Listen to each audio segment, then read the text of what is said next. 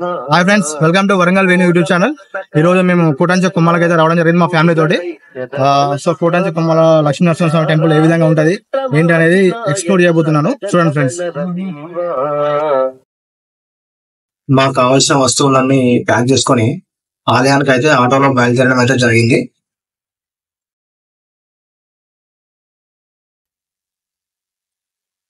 శ్రీ లక్ష్మీనరసింహస్వామి ఆలయము మనకు భూపాలపల్లి జిల్లా రేగొండ మండలము తోడంచ గ్రామంలో ఉంది.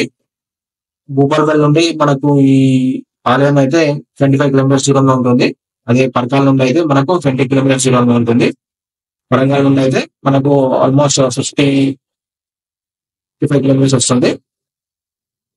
సో మనకి రోడ్ ట్రాన్స్పోర్ట్ అయితే చాలా బాగుంది. ఎక్కడ రోడ్స్ అనేవి చూడండి చాలా బాగున్నాయి. ఎటువంటి ప్రాబ్లం లేదు, జర్నీ బాగానే ఉంటుంది. ఇప్పుడైతే మేము ఆలయానికి అయితే చేరుకున్నాము. ఆలయానికి చేరుకున్న తర్వాత ఆలయం చుట్టూ ఆటోలోనే మేము 3 ప్రదక్షిణలు అయితే చేశాము. అలా ప్రతి వారు ఆలయానికి వచ్చిన ప్రతి వారు ఆలయం చుట్టూ అయితే ఇలా 3 ప్రదక్షిణలు అయితే చేశారు. ఇది ఎప్పటిలో వస్తున్న ఆచారం అన్నమాట. శ్రీ లక్ష్మీ నరసింహస్వామి గోవింద గోవింద.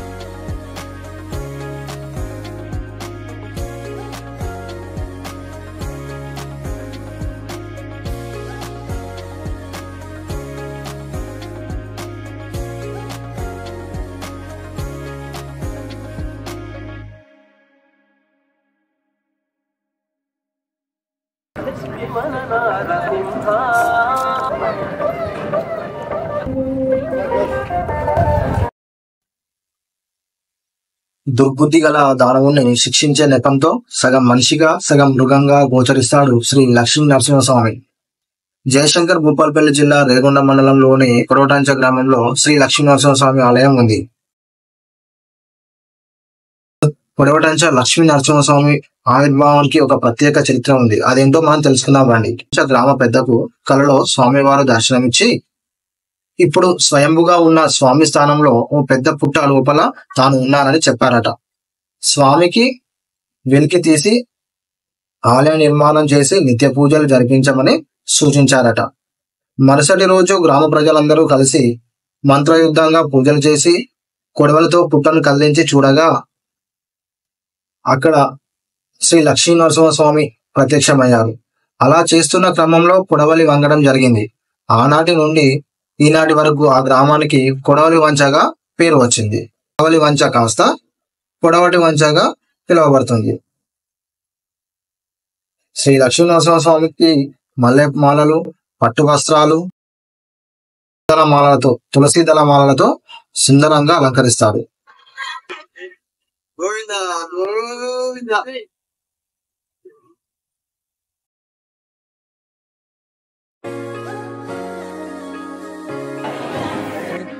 గోవింద గోవింద.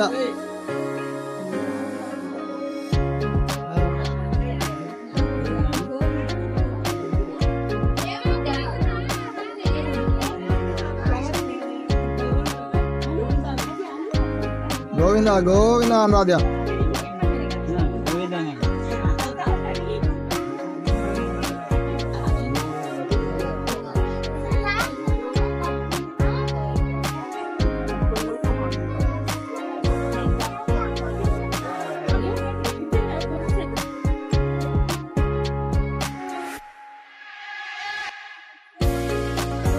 అమ్మమ్మ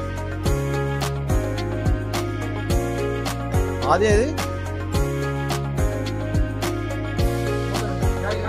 ఇది చూడు, అది ఇది చూడు.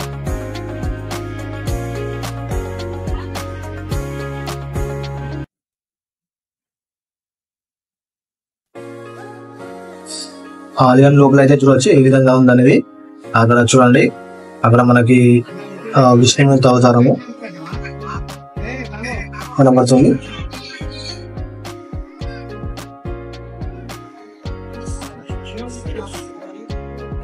ఇలాగ ఇది గర్భగుడి అండి. గర్భగుడి లోపలికి వెళ్ళాక మనం స్వామివారిని అయితే చూడొచ్చు ఏ విధంగా ఉన్నాడు అనేది.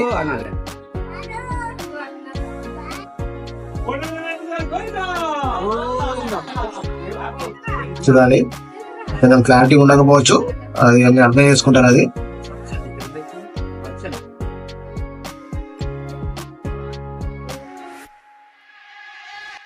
మీకోసమే కష్టపడి తీసాను. ఏదైతే వీడియోకి ఒక లైక్ అయితే చేయండి, షేర్ చేయడం అయితే మర్చిపోకండి. అదే విధంగా ఛానల్ సబ్స్క్రైబ్ కూడా చేసుకోండి. గోవిందా గోవిందా.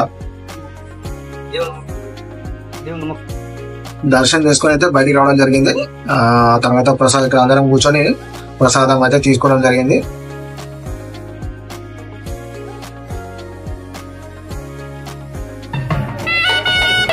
ఇక్కడ మీరు చూసిన ఏంటంటే స్వామివారి సేవ అన్నట్టు. ఇక్కడ ఆ స్వామివారిని గుడి చుట్టూ తిప్పుతారు అన్నమాట. ఆ ఛాయ కూడా తీస్తారు అన్నమాట. అంటే భక్తులు వారి యొక్క మొక్కుకున్నట్టు స్వామివారిని పల్లకిలో మోసుకొని గుడి చుట్టూ తిరిగి అక్కడ పెట్టేస్తారు. మళ్ళీ తీసుకొచ్చి అక్కడ దిగుతారు అన్నమాట.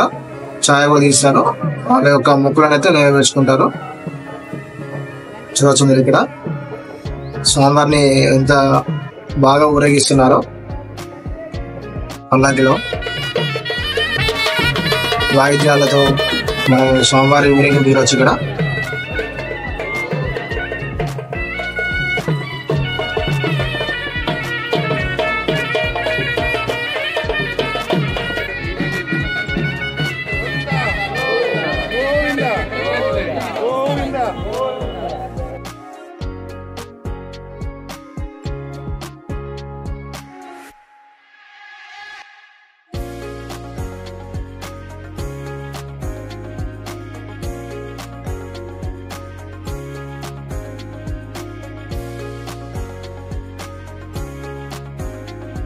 మనకు ఇక్కడ ఈ ఆలయంలో ఇంకొక ప్రత్యేకత ఉంది. ఏంటంటే స్వామివారి కళ్యాణము, స్వామివారికి అమ్మవారికి కళ్యాణం అయితే జరుగుతుంది అన్నమాట. సో సపరేట్ గా స్వామివారి కళ్యాణం కొరకు మనకు ఇక్కడ కళ్యాణ మండపం కూడా ఉందన్నట్టు. గుడి పక్కకే కళ్యాణ మండపం కూడా ఉంది. అది చూపిస్తాను మీకు ఇప్పుడు.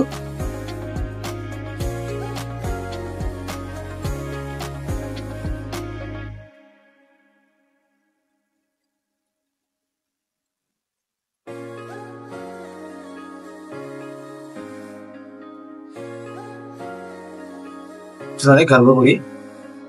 నేను చూపిస్తాను కళ్యాణ మండపం అంటే ఇదే. స్వామివారి కళ్యాణ మండపంగా ఎంత పెద్దగా ఉందో చూడండి. అంగరంగ వైభవంగా కళ్యాణం అయితే జరుగుతుంది స్వామివారికి. ఇక్కడ చూడొచ్చు మనం శ్రీకృష్ణ విగ్రహం కూడా ఉంది ఇక్కడ. చాలా బాగుంది.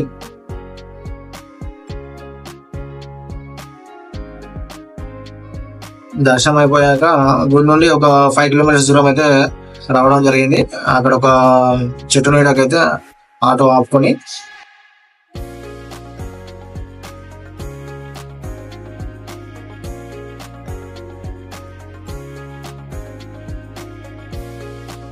ఇంటి నుండి తీసుకున్న పులిహోర అయితే ఇక్కడ మనము ఆగి తీసుకోవడం అయితే జరిగింది అన్నమాట. అందరం పులిహోర తిన్నాక మళ్ళీ ఆటోలో బయలుదేరేసి ఇంటికి వెళ్ళామన్నమాట. ఓకే ఫ్రెండ్స్, ఈ వీడియో కనుక నచ్చినట్లయితే ఈ వీడియోకి ఒక లైక్ చేయండి. అదేవిధంగా వీడియోని కంపల్సరీ షేర్ చేయండి. అదేవిధంగా ఛానల్ని సబ్స్క్రైబ్ చేయడం అయితే మర్చిపోకండి ఫ్రెండ్స్. Thank you friends.